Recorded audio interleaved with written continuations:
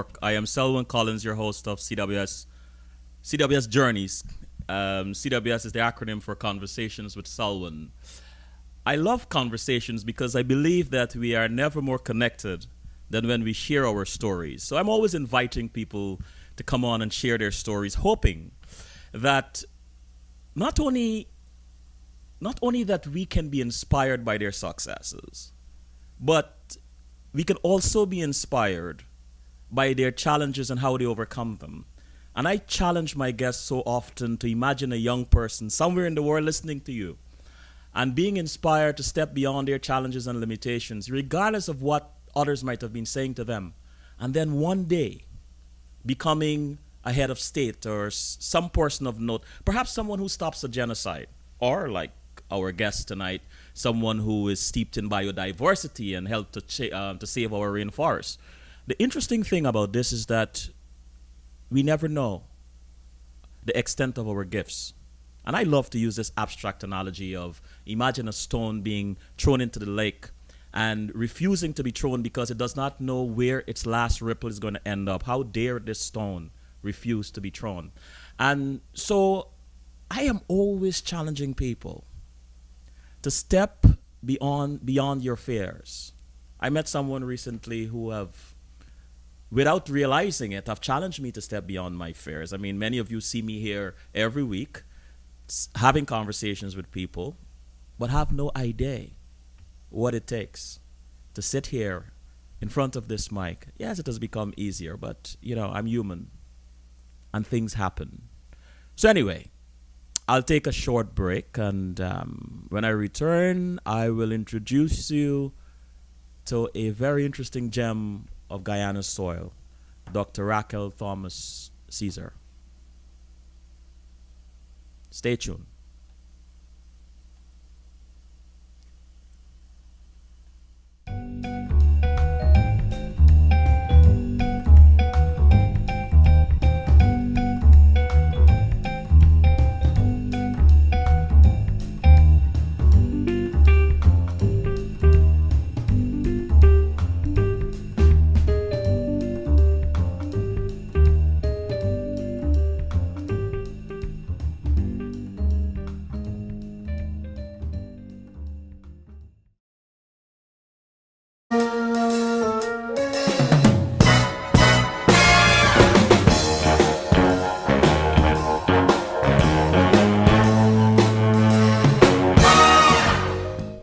We are back. Those of you who are joining us for the first time, I am Selwyn Collins, your host. The lovely lady next to me is Dr. Raquel Thomas-Caesar. Dr. Thomas. I'm coming in all the way from Guyana, so good night, everyone. And welcome. Thank you.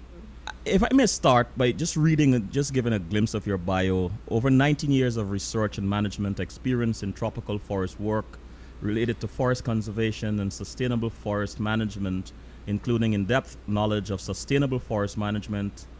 Including depth knowledge of certification issues, tropical forest ecology, biodiversity and climate issues, protected areas management, tourism capacity building, and community-related work.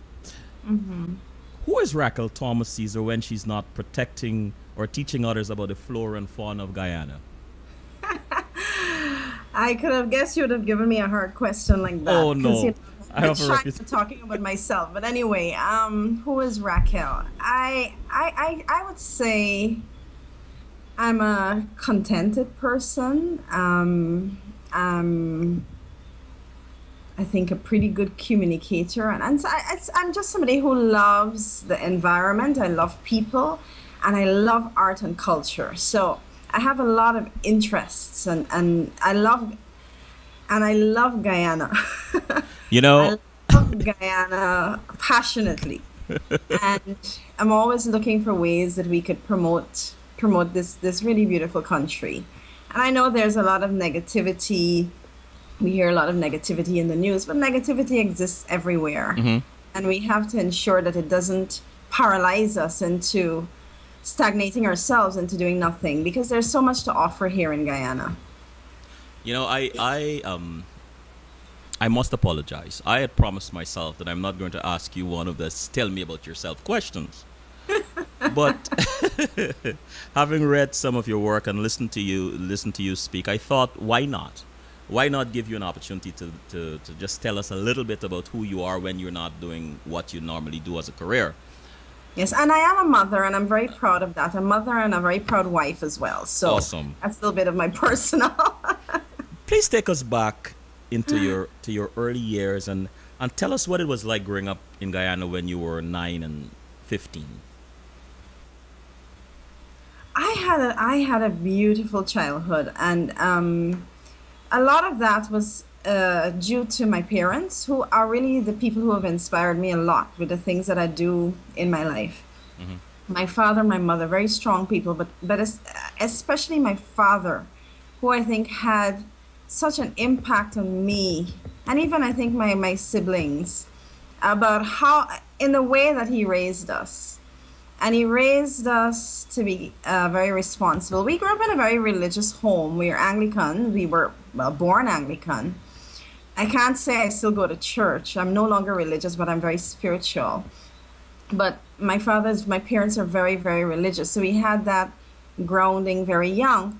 But even though religious, they also allowed us to be open, allowed us the freedom to explore ourselves, if you understand what I mean. And I think that was very valuable. Moving on to 15, well, I went to St. Gabriel's, and some people might know that school, primary school. It was then an Anglican school when I started it. Mm-hmm. And then I went to St. Rose's High School. I'm a Rose's girl. Oh, very wow. proud Rose's girl. Oh, wow. At that. And I think it's from St. Rose's that I started making really lifelong friendships. Friends that I have until today, who I really value very much. And I do remember a lot from high school, the things that we used to do, because, we didn't have much. We didn't used to get a lot of pocket money and so on. So one of the things that I remember is friends getting together and sharing and going to Salt and Pepper and buying Chinese, fried rice, and going to the shop across the road and pooling our money and buying and sharing our lunches as well that we brought from home. The 80s was a difficult period because remember that's when flour was banned, and there were a number of difficulties during that period. So there was a lot of sharing during that time. But also the opportunity to make such wonderful friends, I think that is something that resonates for me in terms of my childhood. But I had a happy childhood, did a lot of things with my parents as well. So I have a lot of memories from there, and my siblings. You mentioned sharing, and I am wondering, I'm going to fast forward a little bit and wondering how much of these relationships that you have developed and with that the ability to share, how much of that you're able to apply in your current work as an environmentalist? I think I honestly feel that I love the environment. I'm a trained tropical forest ecologist, and I've been lucky to, I would say, have fallen into this career because I was intended to be at one point a doctor, one point a microbiologist, one point a nurse, one point a teacher. But anyway, because when you're younger, you don't know that these opportunities are available to you. So this opportunity came up, and I'm so blessed and grateful for having it, and being afforded the opportunity to get a scholarship to go and train for this.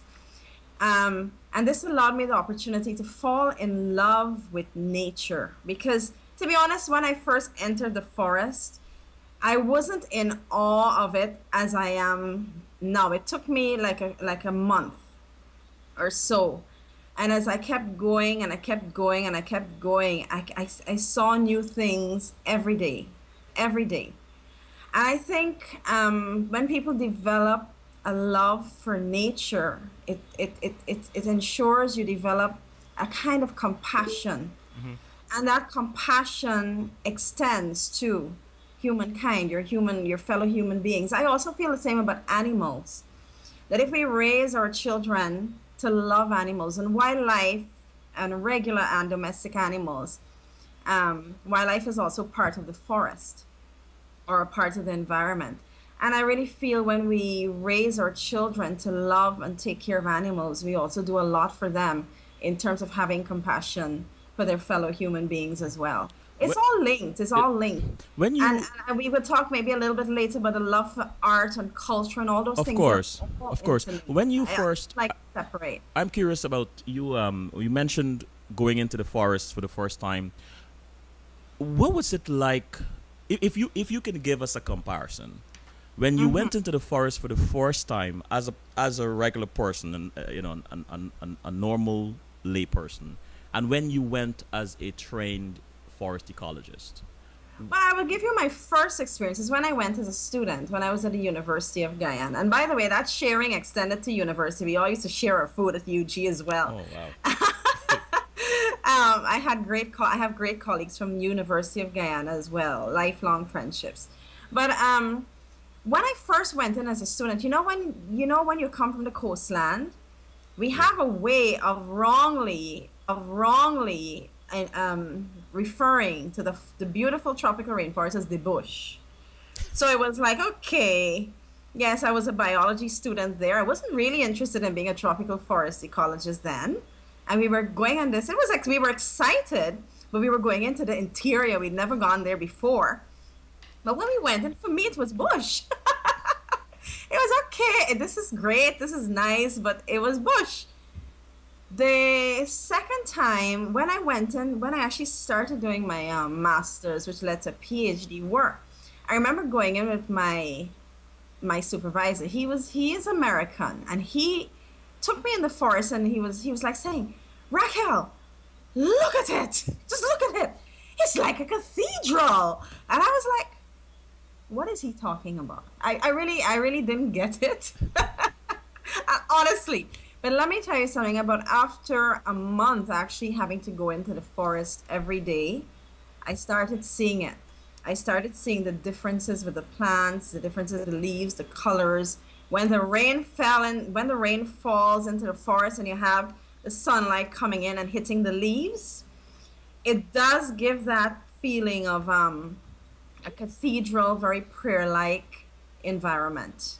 You meant So I said, you know what? This is what he meant. This is it. you got it right. I got it, and that's what is left with me now. And it's 19 years since then. You mentioned children and teaching them to love.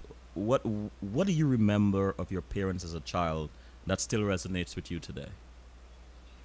My parents are very humble people, and they're very kind. And my parents love animals as well. My dad didn't really like cats, but dogs. We always had dogs in our home. And my parents are very family oriented people. My father's a family man. He was home every afternoon, and we would. What I really remember, and I want parents to really understand this. What I remember about my parents is I'm taking us to the national park, taking us to Starlight Driving, playing bat and ball in the yard with us. Those are the memories I have of my father. Not how much he spent. I don't remember much about the things they bought, except my first gypsy jeans, which I cried for, yes, because my sister had one. But it's the memory of what my parents did with us, sitting down and giving us pep talks. My father talked to us about everything about becoming a woman, becoming a young man, from my brother as well. They gave us Christian books that were appropriate, what a young man should know about sex, what a young woman should know about sex. Those were Seventh-day Adventist books, by the way. Oh, And those are the things I remember about my parents and what they did. And I remember also in the 80s how hard it was with the rice flour. And my mom trying to mix this rice flour to give us something, something that was edible, and I even remember the taste of that. Maybe we were also taught to be more inventive with the less we have in those days. I know that's what President Burnham was trying to do. I don't think he did it in the best way, but I think the intention was to make us more self-reliant. do you And I do give him credit for that, but I don't think it